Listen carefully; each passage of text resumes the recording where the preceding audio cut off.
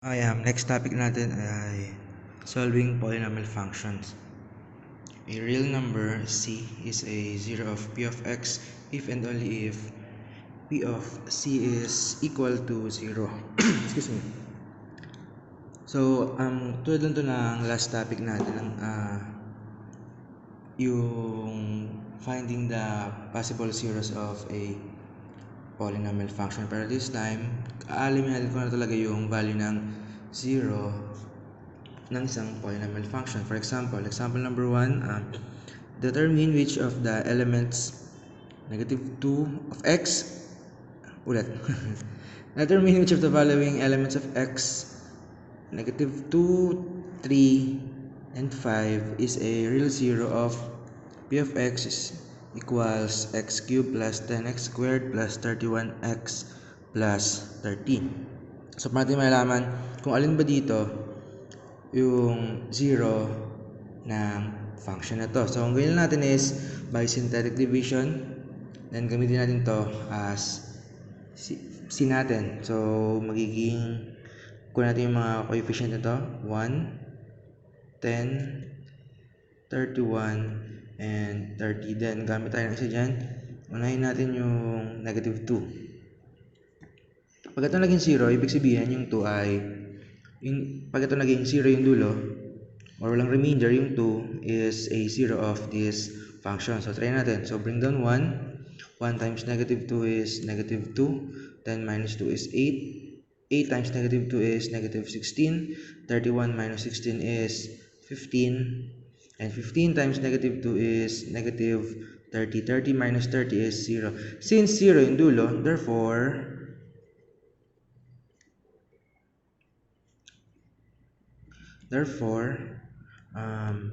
negative 2 is a real zero of the function. Okay, next. Next example naman, or next given. 3 naman gamitin natin. So, ito pa rin yung function natin. So, kunin dito yung mga coefficient niya. We have 1, 10, 31, and 30. Pero this time, ang gamitin natin is 3.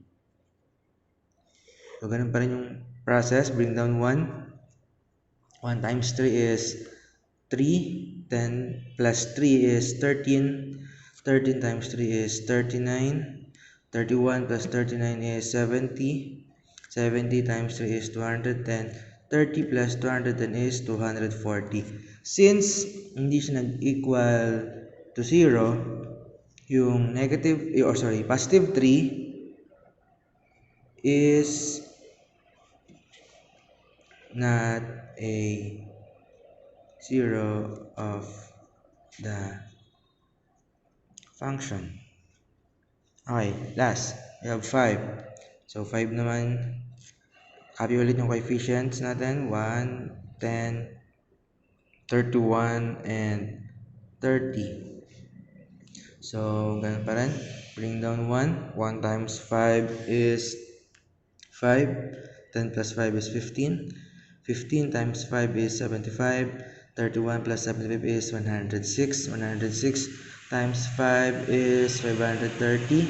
530 plus 30 is 560.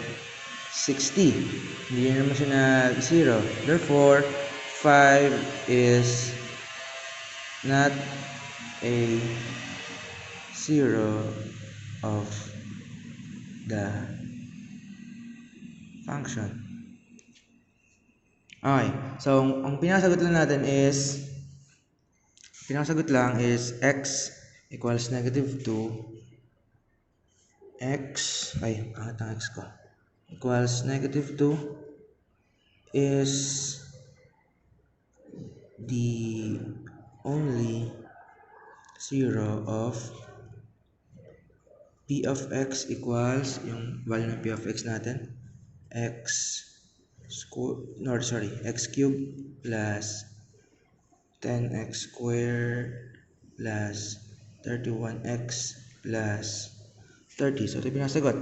X equals negative 2 is the only zero of p of x equals x cubed plus 10x squared plus 31x plus 30. Next example.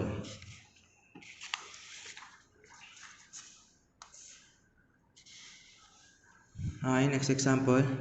Determine which of the elements x 1, -3, 1/3, and -5 is or are the real zero or zeros of p of x equals 3x raised to 4 plus 5x cubed minus 71x squared minus 157x plus 60.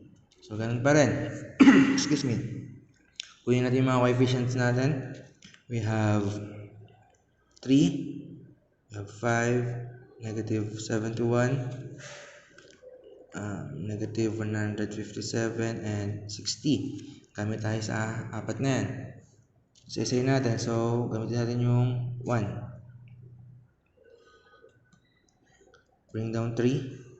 3 times 1 is 3. 5 plus 3 is 8. 8 times 1 is 8. 71.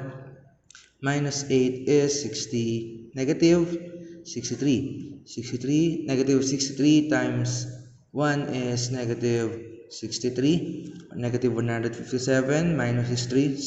Since parehas ang sign, add natin sa 1 sagot ay 220. Negative 220 multiply to 1 is negative 220. Negative 220. 60 minus negative 220 is negative 160. So, therefore,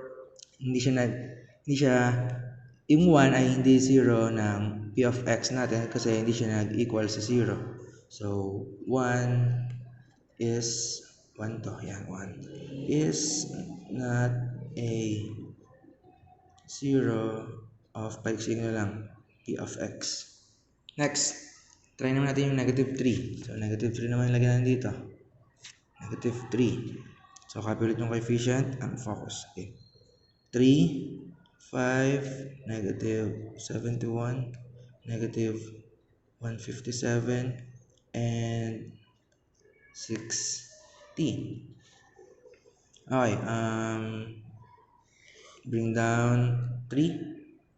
3 times negative 3 is negative 9. 5 minus 9 is negative 4. Negative 4 times negative 3. Negative 3 is positive 12. 71 minus 12 is negative 58. Tama ba? No, 59. Sorry. 59. Okay, negative 59. Negative 59 times 3 is 177. Okay, so negative to negative, so positive daw. Negative 157 plus 177 is positive 20. 20 times negative 3 is negative 60. 60 minus 60 is 0. So therefore, yung negative 3 ay 0 ng p of x. So lagyan natin, negative 3 is a 0 of p of x. Okay, next. Try natin yung pangatlo. 1/3. So, 1/3 naman dito. Okay.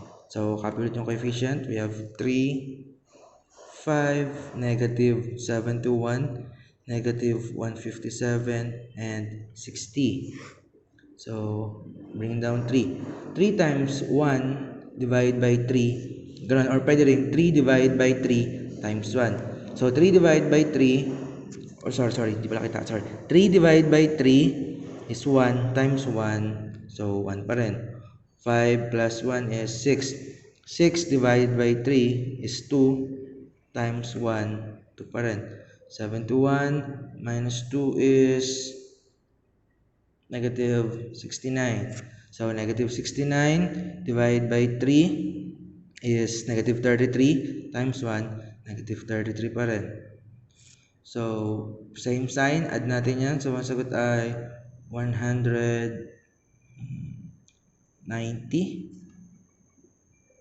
Yes, 90. 190. Oh, sorry. 63 pala divide 69 pala divide by is 23. Sorry. 23 pala to, 23. So, ito ay magiging 180. Okay, sorry. Okay. Ulit. Negative 69 divided by 3 is 23 times 1 equals negative 23. Same sign, add and keep. So 157 plus, sorry, plus 23 is 180. Next, 180, negative to.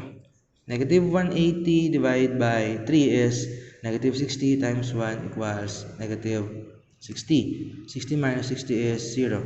Okay, since 0 siya, 1/3 is a 0 of p of x. Last given, negative 5.